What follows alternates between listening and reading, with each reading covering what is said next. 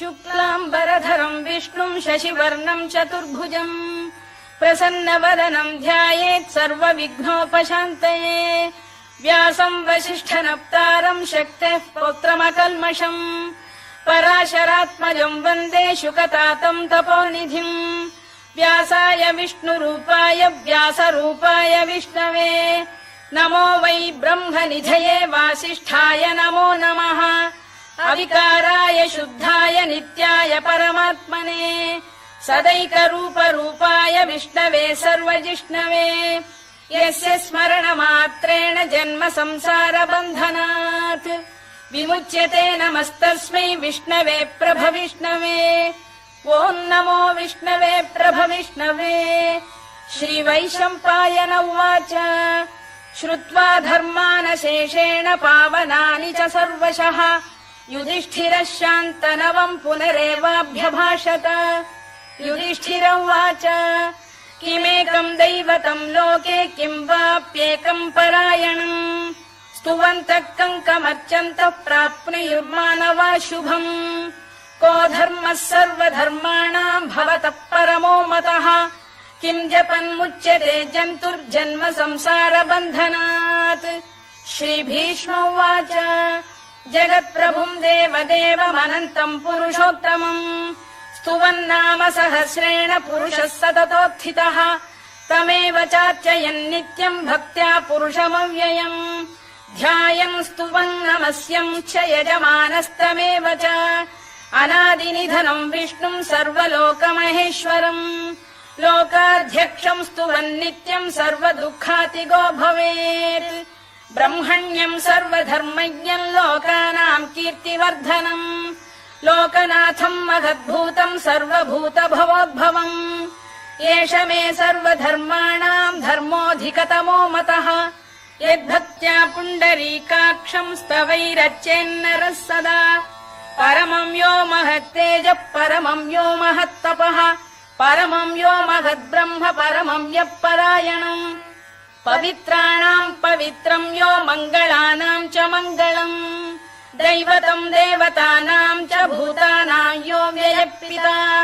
यतः सर्वाणि भूतानि भवन्त्यादियुगागमे यस्मिंश्च प्रलयम् यान्ति पुनरेव युगक्षये तस्य लोकप्रधानस्य जगन्नाथस्य भूपते विष्णोर्नाम सहस्रम् मे शृणु पापभयापहम् यानि नामानि गौणानि विख्यातानि महात्मनः ऋषिभिः परिगीतानि तानि वक्ष्यामि भूतये ऋषिर्नाम्नाम् सहस्रस्य वेदव्यासो महामुनिः छन्दोऽनुष्टुप् तथा देवो भगवान् देवकीसुतः अमृतांशुद्भवो बीजम् शक्तिर्देवकी नन्दनः त्रिसामाहृदयम् तस्य शान्त्यर्थे विनियुज्यते विष्णुम् जिष्णुम् महाविष्णुम् प्रभविष्णुम् महेश्वरम् अनेकरूपदैत्यान्तम् नमामि पुरुषोत्तमम् अस्य श्रीविष्णोर्दिव्यसहस्रनामस्तोत्रमहामन्त्रस्य श्रीवेदव्यासो भगवान् ऋषिः अनुष्टुप्छन्दः श्रीमहाविष्णुः परमात्मा श्रीमन्नारायणो देवता अमृतांशुद्भवो भानुरिति बीजम् देवकी नन्दन श्रेष्ठेति शक्तिः उद्भवः क्षोभणो देव इति परमो मन्त्रः शङ्खबृन्नन्दकी चक्रीति कीलकम् शार्ङ्गधन्वा गदाधर इत्यस्त्रम् रथाङ्गपाणिरक्षोभ्य इति नेत्रम् त्रिसामासामगः सामेति कवचम् आनन्दम् परब्रह्मेति योनिः ऋतुः सुदर्शनकाल इति दिग्बन्धः श्रीविश्वरूप इति ध्यानम् श्रीमहाविष्णुप्रीत्यर्थे सहस्रनाम जपे विनियोगः ध्यानम् क्षीरोदन्वत्प्रदेशे शुचिमणिविलसत्सैकते मौक्तिकानाम् माला क्लुप्तासनस्थ स्फटिकमणिनिभैर्मौक्तिकैर्मण्डिताङ्गः शुभ्रैरभ्रैरदभ्रैरुपरि विरचितैर्मुक्तपीयूषवर्षैः आनन्दीन पुनीयादरिनलिन गदा शङ्खपाणिर्मुकुन्दः भूः पादौ यस्य नाभिर्वियदसुरनिलश्चन्द्रसूर्यौ च नेत्रे कर्णावाशा शिरोद्यौर्मुखमपि दहनो यस्य वास्तेयमब्धिः अन्तस्थम् यस्य विश्वम् सुरनरखगो भोगि गन्धर्व दैत्यैः चित्रम् रम्यते तम् त्रिभुवन वपुषम् विष्णुमीशम् नमामि ॐ नमो भगवते वासुदेवाय शान्ताकारम् भुजगशयनम् पद्मनाभम् सुरेशम् विश्वाधारम् गगनसदृशम् मेघवर्णम् शुभाङ्गम् लक्ष्मीकान्तम् कमलनयनम् योगिहृद्ध्यानगम्यम् वन्दे विष्णुम् भवभयहरम् सर्वलोकैकनाथम् मेघश्यामम् पीतकौशेयवासम् श्रीवत्साङ्कम् कौस्तुभोद्भासिताङ्गम् पुण्योपेतम् पुण्डरीकायताक्षम् विष्णुम् वन्दे सर्वलोकैकनाथम् नमः समस्तभूतानामादिभूताय भूभृते अनेकरूपरूपाय विष्णवे प्रभविष्णवे सशङ्खचक्रम् सकिरीटकुण्डलम् सपीतवस्त्रम् सरसीरुभेक्षणम् सहारवक्षस्थलशोभिकौस्तुभम् नमामि विष्णुम् शिरसा चतुर्भुजम् छायायाम् पारिजातस्य हेमसिंहासनोपरि आसीनमम्बुदश्याममायताक्षमलङ्कृतम् चन्द्राननम् चतुर्बाहुम् श्रीवत्साङ्कितवक्षसम् रुक्मिणी सत्यभामाभ्याम् सहितम् कृष्णमाश्रये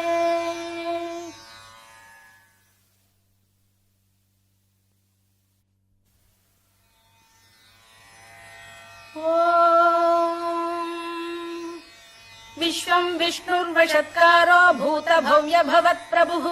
भूतकृद्भूतभृद्भावो भूतात्मा भूतभावनः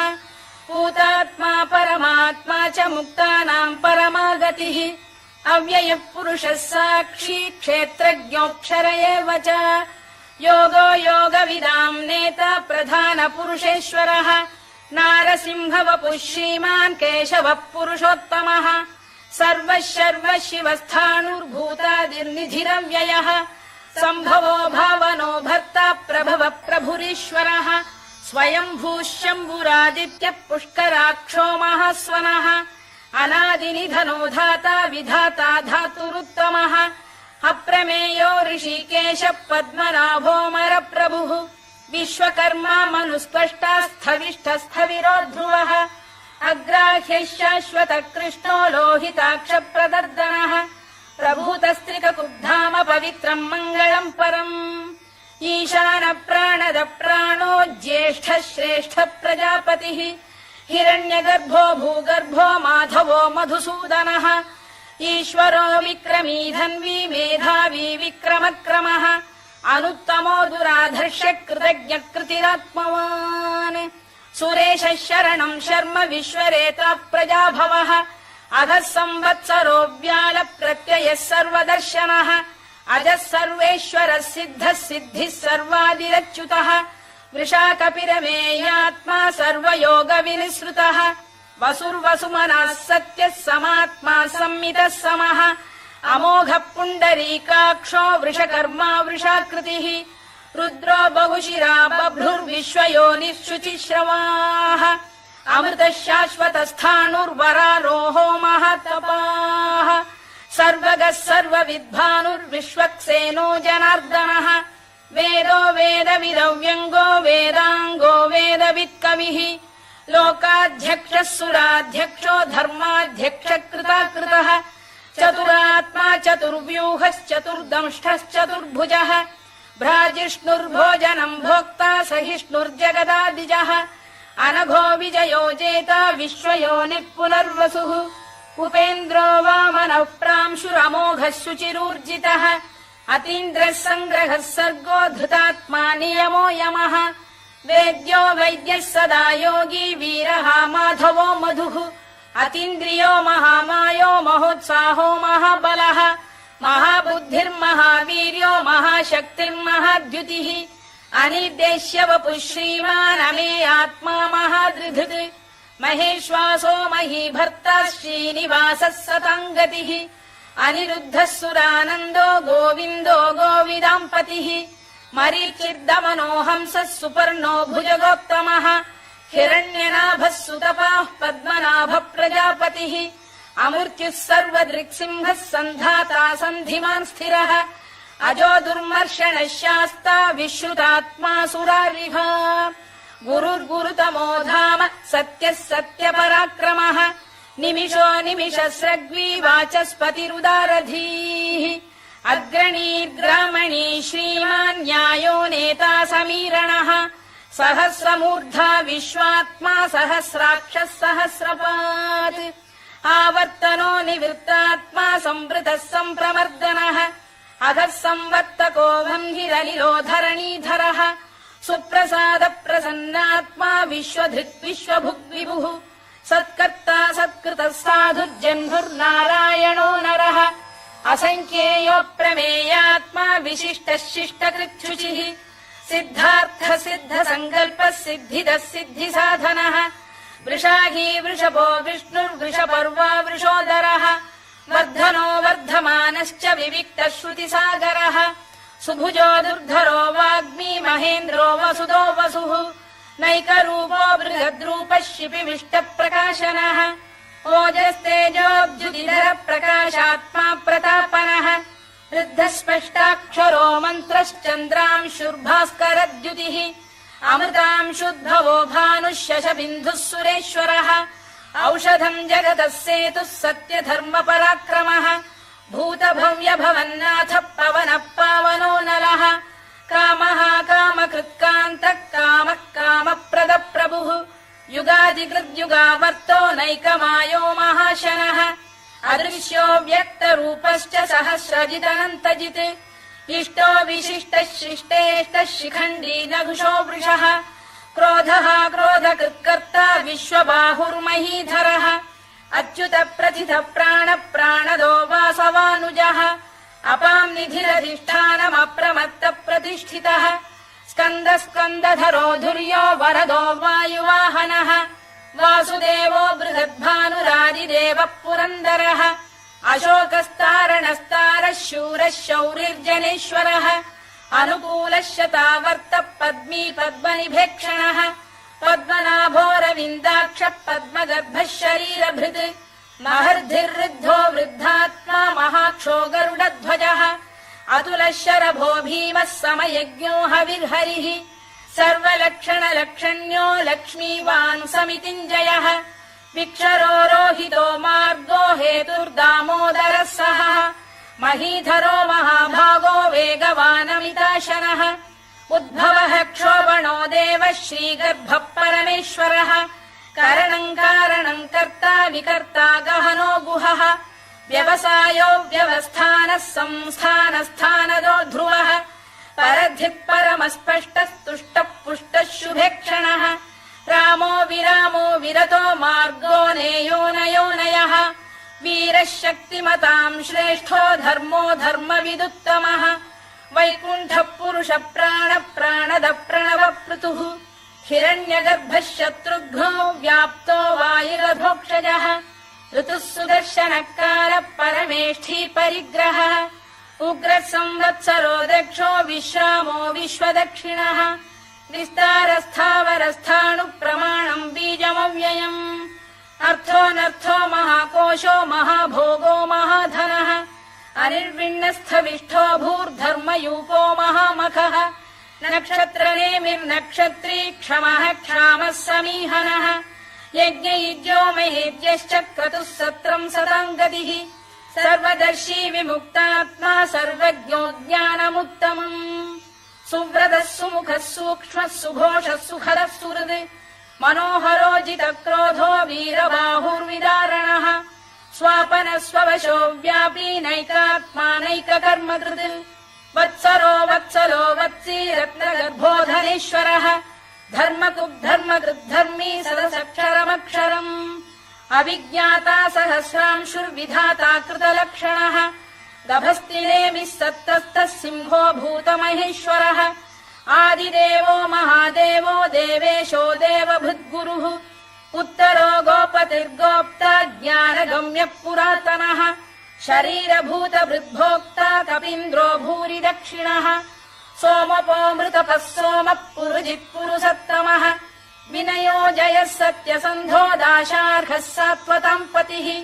जीवो विनयिता साक्षी मुकुन्दोमित विक्रमः अम्भो निधिरनन्तात्मा महोदधिशयोऽन्तकः अजो महार्घः स्वाभाव्यो जिता मित्र प्रमोदनः आनन्दो नन्दनो नन्दः सत्यधर्मा त्रिविक्रमः महर्षि कपिलाचार्यः कृतज्ञो मेदिनीपतिः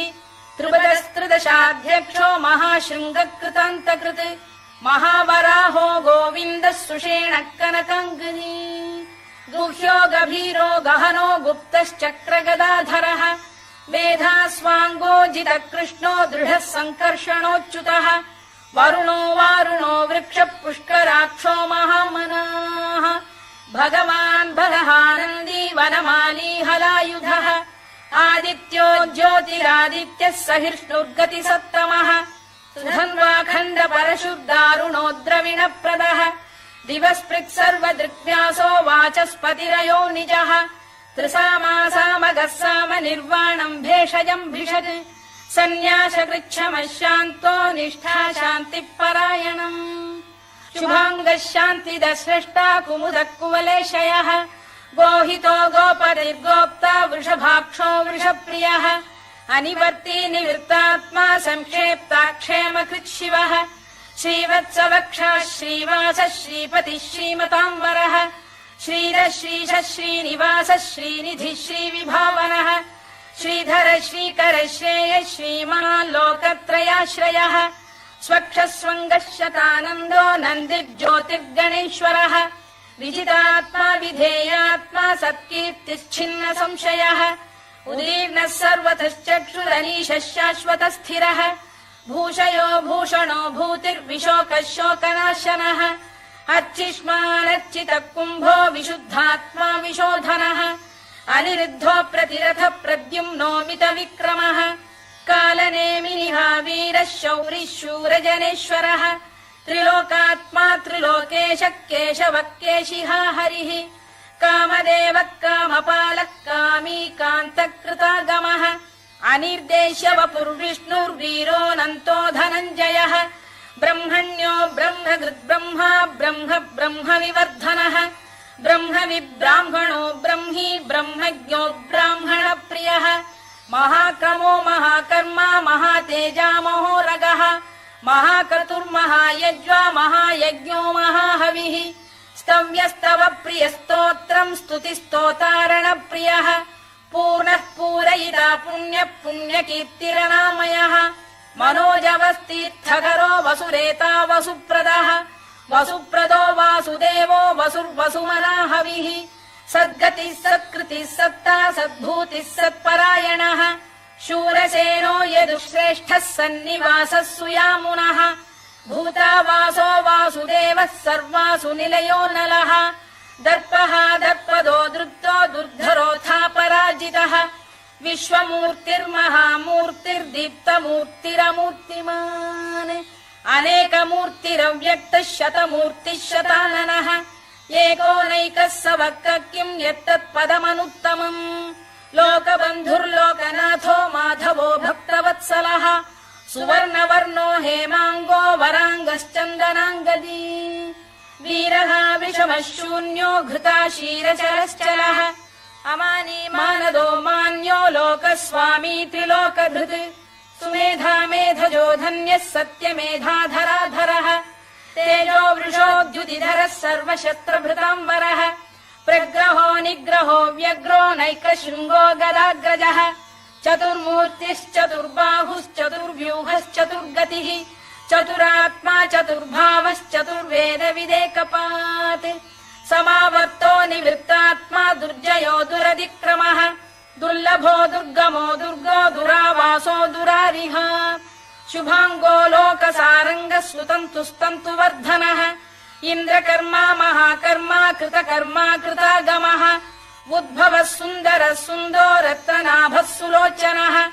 अर्को वाजसनः शृङ्गी जयन्तः सर्वविजयी सुवर्णबिन्दुरक्षोभ्यः सर्ववागीश्वरेश्वरः महाह्रदो महागर्तो महाभूतो महानिधिः कुमुद कुन्दर कुन्द पर्जन्यः पावनो निलः अमृताशोऽमृतवपुः सर्वज्ञः सर्वतोमुखः सुलभः सुव्रतः सिद्धः शत्रुजिच्छत्रुतापनः न्यग्रोधोदुम्बरोश्चतश्चाणूरान्ध्रैषूदनः सहस्रार्चिः सप्तजिह्वः सप्तैधा सप्तवाहनः अमूर्तिरनघोचिन्त्यो भयकृद्भयनाशनः अणुबृहत्कृशस्थूलो गुणभिर्निर्गुणो महान् अधृतस्वधृतस्वास्य प्राग्वंशो वंशवर्धनः भारभृत्कथितो योगी योगीशः सर्वकामदः आश्रमश्रमणः क्षामः सुपर्णो वायुवाहनः धनुर्धरो धनुर्वेदो दण्डो दमयिता दमः अपराजितः सर्वसहो नियन्ता नियमो यमः सत्त्ववान् सात्विकः सत्यः सत्यधर्मपरायणः अभिप्रायप्रियार्होः प्रियकृत्प्रीतिवर्धनः विहाय सगतिर्ज्योतिः सुरुचिर्कुतभुक् विभुः रविर्विरोचनः सूर्यः सवितारविलोचनः अनन्तो हुतभुग्भोक्ता सुखदो नैकजोऽग्रजः अनिर्विण्णः सदामर्षी लोकाधिष्ठानमद्भुतः सनात्सनातनतमः कपिलः कपिरव्ययः स्वस्तिदः स्वस्तिकृत् स्वस्ति स्वस्ति भुक् स्वस्ति दक्षिणः आरौद्रः कुण्डली चक्री विक्रम्यूर्जितशासनः शब्दातिकः शब्दसः शिशिरः शर्वरीकरः अक्रूरपेशलो दक्षो दक्षिणः क्षमिणाम्बरः विद्वत्तमो वीतभयः पुण्यश्रवणकीर्तनः उत्तारणो दुष्कृतिः पुण्यो दुःस्वप्ननाशनः वीरः रक्षणः सन्तो जीवनः पर्यवस्थितः अनन्तरूपोऽनन्तश्रीर्जितमन्युर्भयापहः चतुरश्रो गभीरात्मा विदिशो व्यादिशो दिशः अनाधिर्भूर्भुवो लक्ष्मी सुवीरो रुचिराङ्गदः जननो जनजन्मादिर्भीमो भीमपराक्रमः आधारनिलयो धाता पुष्पहास प्रजागरः ऊर्ध्वगः सत्पथाचार प्राणद प्रणवप्रणः प्रमाणम् प्राणनिलय प्राणभृत्प्राणजीवनः तत्त्वम् तत्त्वविदेकात्मा जन्म मृत्युजरातिगः भूर्भुवः स्वस्तरुस्तारः सविता प्रपितामहः यज्ञो यज्ञपतिर्यज्वा यज्ञाङ्गो यज्ञवाहनः यज्ञभृद्यज्ञकृद्यज्ञी यज्ञभुग्यज्ञसाधनः यज्ञान्तकृद्यज्ञगुह्यमन्नमन्नाद एव च आत्मयोनिः स्वयम् जातो वैखानः सामगायनः देवकीनन्दनः स्रष्टा क्षितीशः पापनाशनः शङ्खबृन्नन्दकी चक्री शार्ङ्गधन्वा गदाधरः तथाङ्गपाणिरक्षोभ्यः सर्वप्रहरणायुधः सर्वप्रहरणायुधवोन्नम इति वनमाली गरीशाङ्गी शङ्खी चक्री च नन्दकी श्रीमान्नारायणो विष्णुर्वासुदेवोऽभिरक्षतु वनमाली गरीशाङ्गी शङ्खी चक्री च नन्दकी श्रीमान्नारायणो विष्णुर्वासुदेवोऽभिरक्षतु वनमाली गरीशाङ्गी शङ्खी चक्री च नन्दकी श्रीमान्नारायणो विष्णुर्वासुदेवोऽभिरक्षतु इतीदम् कीर्तनीयस्य केशवस्य महात्मनः नाम्नाम् सहस्रम् दिव्यानामशेषेण प्रकीर्तितम् य इदम् शृणुयान् नित्यम् यश्चापि परिकीर्तयेत् नाशुभम् प्राप्नुयात् किञ्चित् सोमुत्रेह च मानवः वेदान्तको ब्राह्मणस्य क्षत्रियो विजयी भवेत् वैश्यो धनसमृद्धः स्यात् क्षुद्रः सुखमवाप्नुयात् धर्मार्थी प्राप्नुयात् धर्ममर्थार्थी चार्थमाप्नुयात् कामानवाप्नुयात् कामी प्रजार्थी चाप्नुयात् प्रजाम् भक्तिमान् यः सदोत्थाय शुचिस्तद्गतमानसः सहस्रम् वासुदेवस्य नाम्नामेतत् प्रकीर्तयेत् यशः प्राप्नोति विपुलम् याति प्राधान्यमेव च अचलाम् श्रियमाप्नोति श्रेयः प्राप्नोत्यनुत्तमम् न भयम् क्वचिदाप्नोति वीर्यम् तेजश्च विन्दति भवत्यरोगोद्युतिमान् बलरूपगुणान्वितः रोगार्तो मुच्यते रोगात् बद्धो मुच्येत बन्धनात् भयान्मुच्येत भीतस्तु मुच्येतापन्न आपदः दुर्गाण्यतितरत्याशु पुरुषः पुरुषोत्तमम् स्तुवन्नाम सहस्रेण नित्यम् भक्तिसमन्वितः वासुदेवाश्रयो मर्त्यो वासुदेवपरायणः सर्वपापविशुद्धात्मा याति ब्रह्म सनातनम् न वासुदेव भक्तानामशुभम् विद्यते क्वचित् जन्म मृत्युजरा व्याधि भयम् नैवोपजायते इमम् स्तवमधीयानः श्रद्धा भक्तिसमन्वितः युज्येतात्मसुखक्षान्ति श्रीधृतिस्मृतिकीर्तिभिः न क्रोधो न च मात्सर्यम् न लोभो न शुभा मतिः भवन्ति कृतपुण्यानाम् भक्तानाम् पुरुषोत्तमे द्यौः स चन्द्रार्कनक्षत्राखम् दिशो भूर्महो दधिः वासुदेवस्य वीर्येण विधृतानि महात्मनः ससुरासुरगन्धर्वम् स यक्षोरगराक्षसम् जगत्वशे वर्ततेदम् कृष्णस्य सचराचरम् इन्द्रियाणि मनो बुद्धिः सत्त्वम् तेजो बलम् धृतिः वासुदेवात्मकान्याहुः क्षेत्रम् क्षेत्रज्ञ एव च सर्वागमानामाचार प्रथमम् परिकल्पते आचार प्रभवो धर्मो धर्मस्य प्रभुरच्युतः ऋषयः पितरो देवा महाभूतानि धातवः जङ्गमा जङ्गमम् चेदम् जगन्नारायणोद्भवम् योगो ज्ञानम् तथा साङ्ख्यम् विद्या शिल्पादिकर्म च वेदाः शास्त्राणि विज्ञानमेतत् सर्वम् जनार्दनात् एको विष्णुर्महद्भूतम् पृथग्भूतान्यनेकशः त्रीन् लोकान् व्याप्य भूतात्मा भुङ्क्ते विश्वभुवव्ययः इमम् स्तवम् भगवतो विष्णोर्व्यासेन कीर्तितम् पठेद्य इच्छेत् पुरुषः श्रेयत् प्राप्तुम् सुखानि च विश्वेश्वरमजम् देवम् जगतः प्रभुमव्ययम् भजन्ति ये पुष्कराक्षम् न ते यान्ति पराभवम् न ते यान्ति पराभवम् ओन्नम इति अर्जुनोवाच पद्मपत्रविशालाक्ष पद्मनाभसुरोत्तमा भक्तानामनुरक्तानाम् त्राता भव जनार्दन श्रीभगवानुवाच यो माम् नाम सहस्रेण स्तोतुमिच्छति पाण्डव सोऽहमेकेन श्लोकेन स्तुत एव न संशयः स्तुत एव न संशयोन्नम इति व्यास उवाच वासनाद्वासुदेवस्य वासितम् भुवनत्रयम् सर्वभूतनिवासोऽसि वासुदेव नमोऽस्तु ते